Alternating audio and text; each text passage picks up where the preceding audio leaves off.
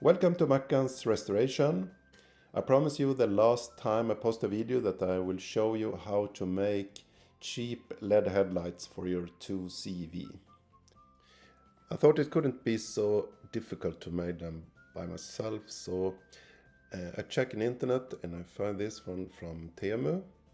This is a headlight for motorbikes. So I ordered two of them, very cheap. It cost about 20 to 30 euro. So I start with taking a couple of old used headlights from 2CV I removed before, and I use the outer part of it.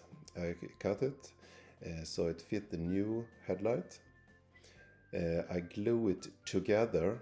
I seal it with a rubber gasket to make sure it will not come some water inside there. Then I take the old nice rim and put it on. And now you can see the result for only about 30 euro.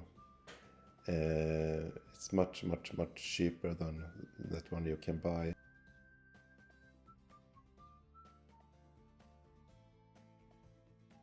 Here I show the parking light.